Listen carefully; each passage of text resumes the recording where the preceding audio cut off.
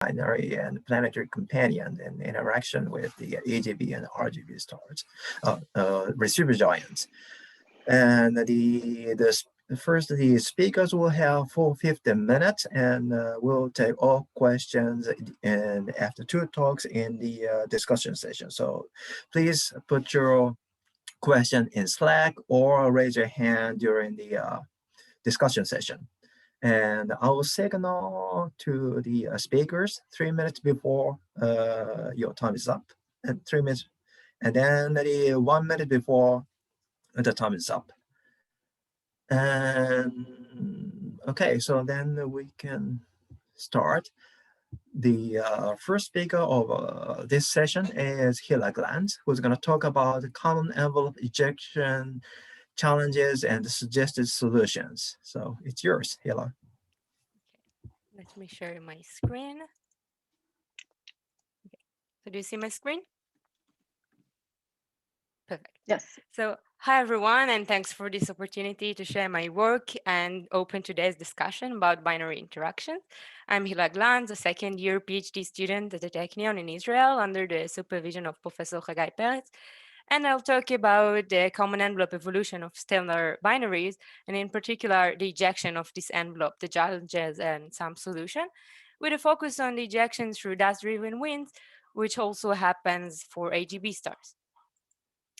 So we know that when a star is a part of a binary or multiple system, which is very common, its evolution is different than if it was evolving in isolation, because when two objects are close enough, they transfer mass from one to the other via Roslob overflow.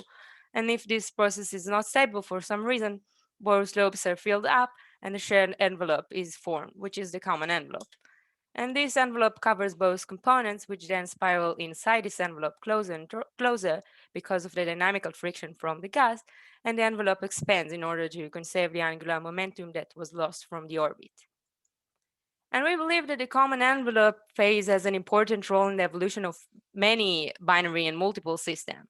And the reason that we think that those systems have experienced the common envelope phase is that if we follow that single stellar evolution theory, at least one of the components in those systems should have once been much larger than their current observed distance, which implies that there should have been some migration process and the envelope, evolved envelope should have been evaporated. So let's go briefly through the main stages of the common envelope evolution. These are its formation, the fast spiral in motion of the component, and finally a longer stage that might happen in which the shared envelope is eventually ejected. The formation of the common envelope is most likely derived by the evolutionary growth of one of the binary components. So during one of its giant phases, the star, which we also call the primary or the donor star, grows to a radius which is large enough to fill its Roslob and transfer mass to the companion or accretor.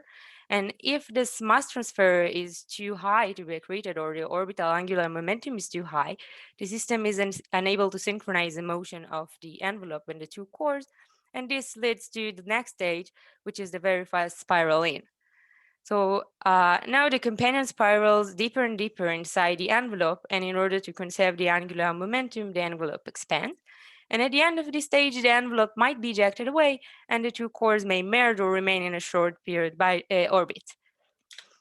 And then if the envelope has not yet been completely unbounded, there will maybe another longer phase in which, due to dissipation and the loss of dynamical friction, the spiral in motion may slow down enough to synchronize.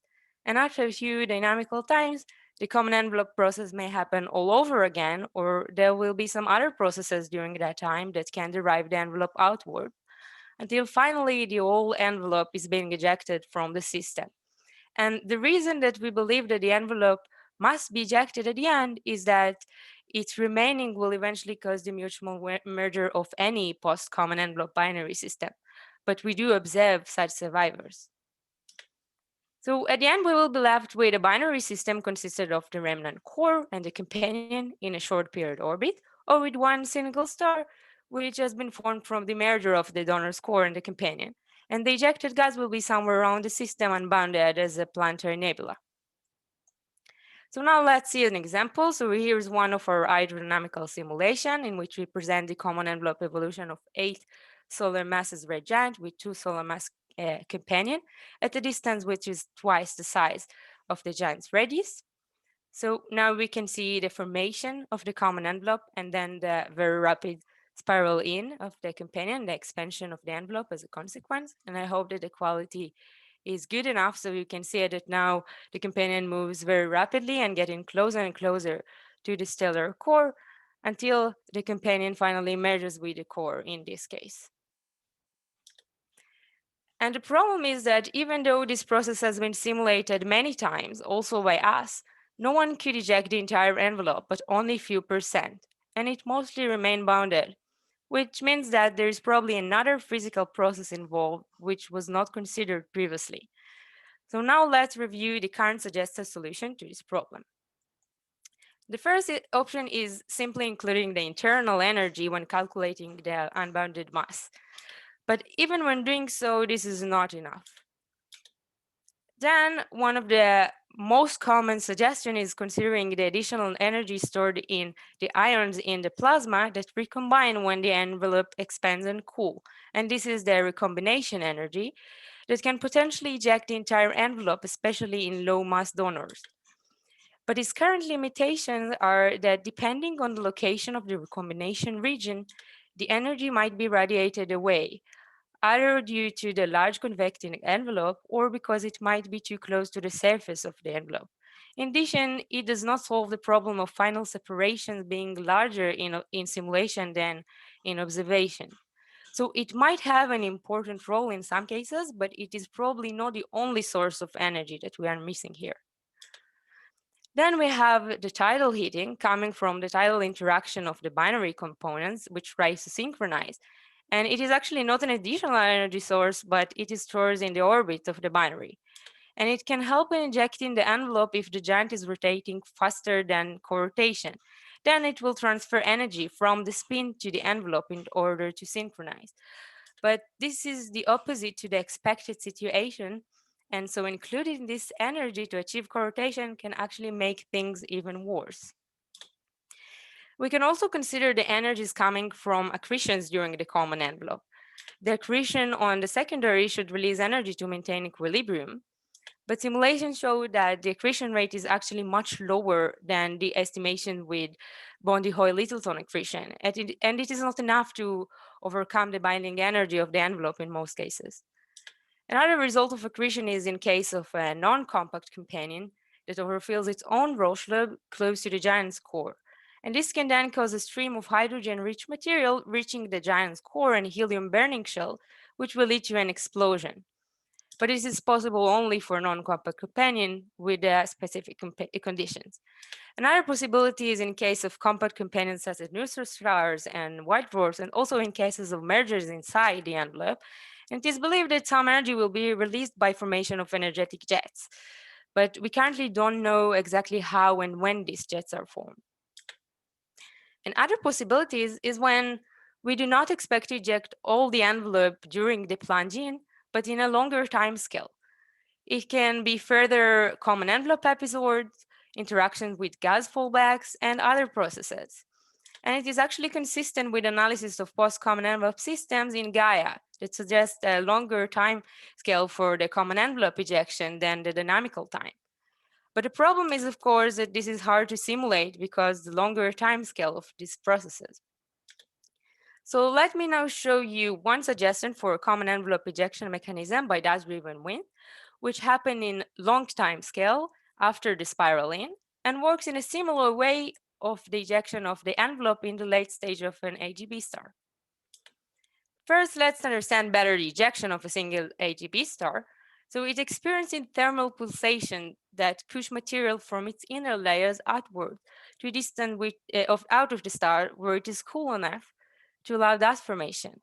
So some of the material is condensed to dust and some collide with it. The dust has higher opacity than its surrounding, and it is being pushed away by the radiation pressure from the stellar core. And then by collisional coupling with the gas, it accelerates the gas away from the star. The first condition to allow dust-driven winds is that the luminosity of the star can overcome the gravitational forces. And we can define this gamma to be the ratio between radiative acceleration to gravity, which takes value greater than unity where winds can occur. And we can see that this ratio is larger for larger opacities and larger luminosities. And we can then find the condensation radius from the radiative equilibrium equation between the heating from the stellar light and the thermal cooling of the grain. And the heating depends on the optical depth of this region. And in most cases, the dust condensation radius is in an optical thin shell. And thus we could make some approximation. And we get that for types of grains that should form out of an evolved sun-like star, we get this relation between the minimal dust formation radius and the stellar radius. And by substituting values of an evolved sun-like star, we get around 700 solar radii, which is quite far from its surface, which is around 200. So overall, what happens in this process is that material from the star should reach a region where it is cool enough to allow dust condensation. The radiation pressure on the dust should be high enough so the gas can overtake its escape velocity. There should be enough material that interacts with the dust and be ejected as a consequence. And now let's show that this condition holds for post-common envelope giants too. For AGBs, it's quite trivial, but what about red giants? So during the common envelope, the envelope expands extensively, even beyond the region where it is cool enough to allow dust formation. And in this radius, the density is of the same order of magnitude as the density of the pulsating gas of a single AGB.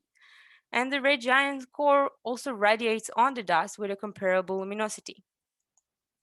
And now if we want to draw this condition, so we have the stellar core that radiates on the outer shells. Then at some point, the temperature becomes the condensation temperature, so dust can form.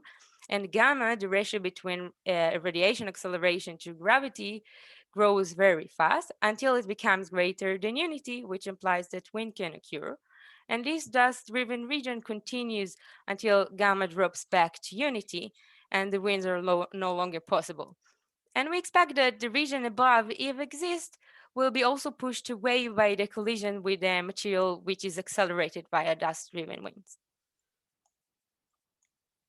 And we can follow the same calculation to find the condensation radius, but now in an optical thick shell inside the envelope with the correct temperature relation. And we get this dependence between the minimal condensation radius and the initial condition of the star. And for an evolved sun-like red giant after the common envelope, we get around 350 solar radii deeply inside the extended envelope. So there is no need for the pulsations because the material is already there. Now let's show a simulation we did to examine and demonstrate our calculation. We use a Muse framework to simulate everything, and we simulated a sun-like star which was evolved approximately to its tip of the red giant branch with MESA code, and we used the SPH code gadget 2 for the hydrodynamical simulation, and we put a compact companion with You've got almost the 3 minutes left.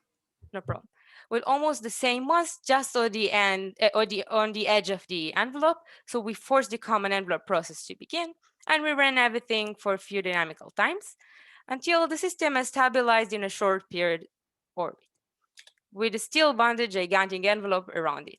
And now we calculated where the condensation radius should be and checked the other condition. So we have not yet actually simulated the dust, but only calculated its approximate affection.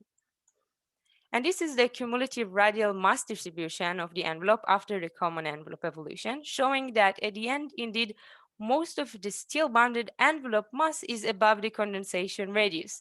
So if this process can successfully eject all the material which is above the dust formation region, it should be very efficient. And here we see a comparison of a sun-like star which was evolving to an AGB in isolation. And on the right is the output of our simulation, which is the same star, which experienced the common envelope phase while being a red giant. And the condensation radius is marked in dashed line. And we see that the AGB star must have pulsation in order to bring material to the dust condensation radius, which is much above its surface. Whereas the post-common envelope red giant can form dust deeply inside the extended envelope, and therefore does not need pulsation, although those might exist. And we still need to account for the different types of grain, different types of giants. And we still need to make a complete simulation, which includes a common envelope evolution, dust formation, radiation, as well as other processes we presented here and might be important too and can actually work together. So thank you very much for your attention, and feel free to ask me any question later on.